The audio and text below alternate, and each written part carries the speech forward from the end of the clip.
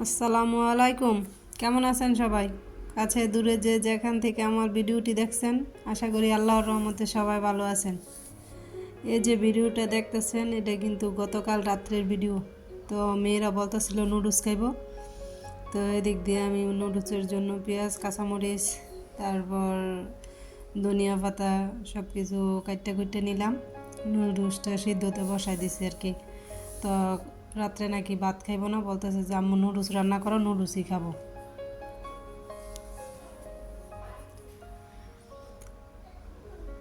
তো আমি কিন্তু নুডলসটা সিদ্ধতে বসাই দিছি। তো যারা যারা আমার ভিডিওটি দেখতেছেন, প্লিজ লাইক দিয়ে ভিডিওটি কন্টিনিউ করবেন। আপনি যদি আমার চ্যানেলে নতুন হয়ে থাকেন, চাইলে চ্যানেলটি ভিজিট করে দেখতে পারেন। যদি ভালো লাগে এরকম লাইফস্টাইল ব্লগ আপনাদের কাছে, চ্যানেলটা সাবস্ক্রাইব করে নোটিফিকেশন অন করে আমার পাশে থেকে যেতে পারেন। তো নুডলস তো রান্না বাড়া হয়েছে, এটা কিন্তু আবার আজকে সকালের ভিডিও। তো দিক দিয়ে আমি ওই দিন মুরগি আনছিলাম, মুরগির কলজা গিলা, তারপর পাকনা পাকনা গলা টলা ওইগুলো ডাকছিলাম। তো ওইগুলাই আজকে রান্না করব আর কি, আর সাথে টমেটোর চাটনি রান্না করব।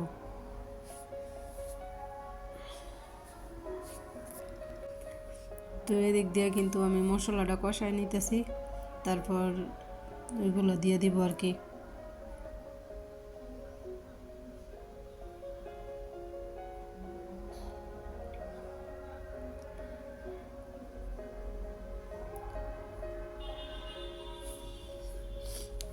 প্লিজ ভিডিওতে একটি লাইক দিয়ে যাবেন। আপনার একটি লাইক আমার ভিডিওটি আরও অসংখ্য মানুষের কাছে পৌঁছে দিতে সাহায্য করবে। যারা আমার চ্যানেলটা সাবস্ক্রাইব করে আমার পাশে বন্ধু হয়ে আছেন, তাদেরকে অসংখ্য ধন্যবাদ।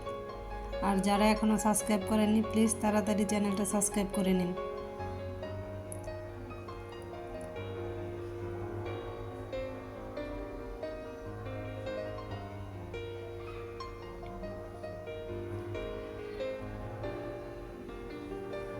আজকে আপনাদের সাথে ঘরের অন্য কোনো কর্ম হয়তো বা শেয়ার করা হবে না, শুধু রান্না বাড়াটাই শেয়ার করবো আর কি, কী কী রান্না করলাম।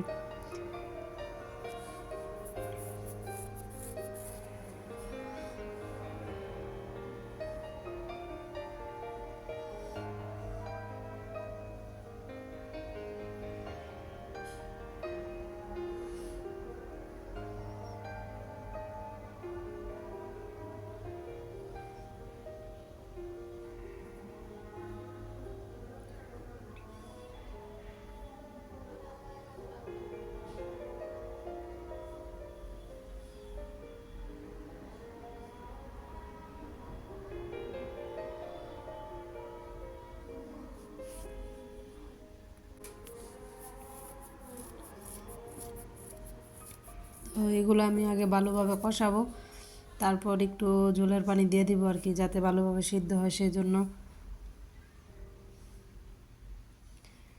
তো এদিক দিয়ে কিন্তু আমার মাংস রান্না হয়ে গেছে।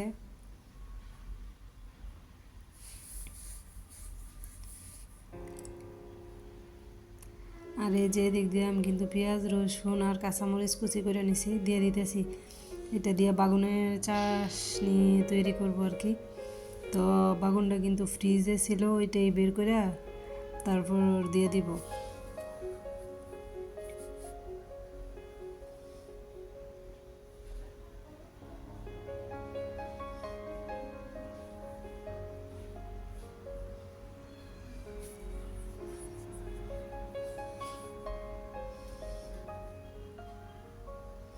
হলুদ দিয়ে দিছি, আর অল্প পরিমাণে শুকনো মরিচের ফাঁকি দিব, যেহেতু কাঁচামরিচ দিছি।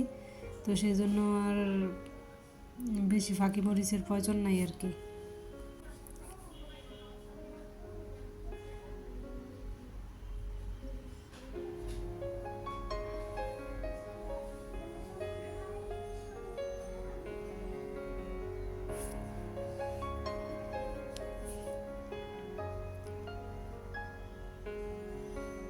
তো শুকনো মরিচের ফাঁকিটা আমি অল্প ওই দিলাম। তো ঠান্ডায় মনে হইতেছে আমার গলার সুরটা একটু অন্যরকম হইতেছে, বা বারবার কণ্ঠটা একটু বইয়া পড়তেছে। তো সবাই প্লিজ একটু আমার কণ্ঠটার জন্য কোনো ইয়ে করবেন না। মনে হইতেছিল বারবার যে আমার কাশি আসবো বা গলাটা একটু অন্যরকম লাগতেছিল, সেজন্য হয়তো বা আমার কথাটা একটু শুনতে অন্যরকম লাগতেছে।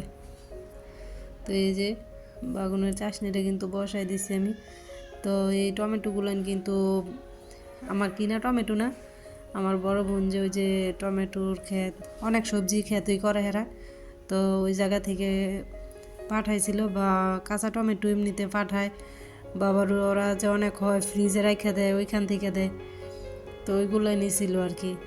তো আবার নতুন করে টমেটো লাগাইছে ওই বাবা, বাজারেও নতুন টমেটো বার হয়ে গেছে, তো ভাবলাম যে আগের যে টমেটো ছিল ওইগুলো রান্না করে খাইয়ে শেষ করি আর কি।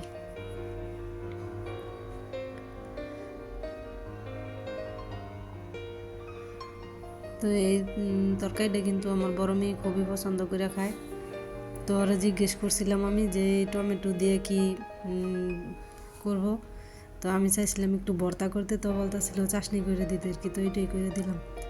আর এই যে পাতিল ভরে দুধ বসাইছি, তো আমার ছোট মেয়ে হঠাৎ করে বলতেছে যে কুলি পিঠা খাইব। তো কুলি পিঠা আমার তেমন কোনো অভিজ্ঞতা নাই, বা আগে আমি আর কি বানাইনি। তো বানাইছি বলতে হয়তো বা 2-1 বার বানাইছি আছে এরকম। তো আজকে মনে হইতেছে যে আবার লইছি অনেক দিন পর। তো দুধটা কিন্তু আমি এদিক জাল বসাই দিছি, সাথে কিন্তু ওই যে খেজুরের গুড়টাও দিয়ে দিছি। তো সাথে আবার আমি অনেকটুকু পাউডার দুধও মিক্স করছি, সেটা আর আপনাদের সাথে শেয়ার করা হয়নি। তো দুধটা ভালোভাবে জাল করে তো ওই দিক দিয়ে কাই করা হয়ে গেছে, মাখাই নিব। তো এই যে দেখেন রান্না করতেছি, এদিক দিয়ে আবার গ্যাস শেষ হয়ে গেছে। তো এখন আমার আবার গ্যাসের বোতলটা লাগায় তারপর করতে হইব। তো এদিক দিয়ে আমি কিন্তু নারকেল দিয়ে দিছি আর মিঠাইও দিয়ে দিব পুরটা তৈরি করে, তারপর পিঠাগুলো বানাইতে শুরু করব আর কি। তো এটাতে কিন্তু আমি কিছু আর কি এলাচ দারচিনি অল্প পরিমাণ করে দিয়ে দিছিলাম একটু গন্ধের জন্য, যাতে ভালো একটা ফ্লেভার আসে, সেই জন্য আর কি।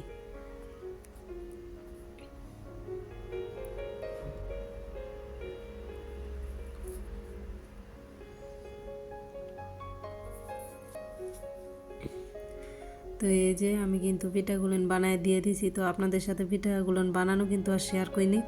তো কাইটা কিন্তু তেমন সুন্দর করে আমি করতে পারি নাই, আর তাড়াহুড়া করে বানাইছি। তো তো পিঠাগুলো কিন্তু একটু বড় সাইজের করে বানাই নিছি, যে এত ছোট ছোট করে বানাইলে হয়তো আরও একটু সুন্দর লাগতো দেখতে। তো আমার এত সময় ছিল না যে ছোট ছোট সুন্দর করে বানাবো আর কি, তো আমি একটু বড় বড় করে বানাই নিছি।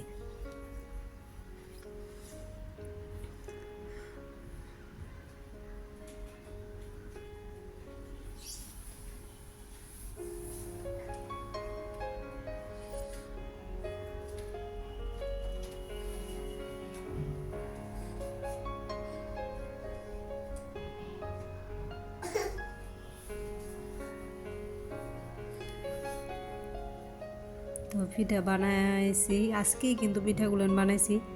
তো ভাবলাম যে খাইয়ে দেখি আগে কীরকম হয়েছে। বানাইলাম নিজের হাতে, একটু খাইয়ে দেখতে হয় না। তো খাওয়ার পর দেখলাম যে খুবই মজা হয়েছিল।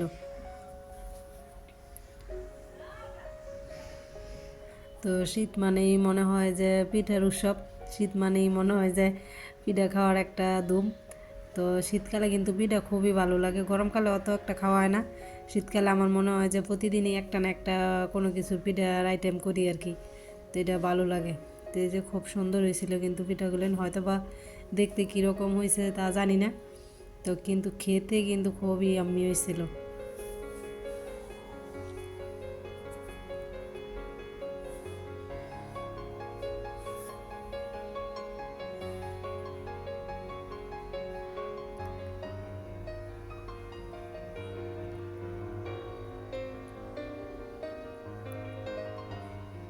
তো সবাই ভালো থাকবেন, আল্লাহ হাফেজ।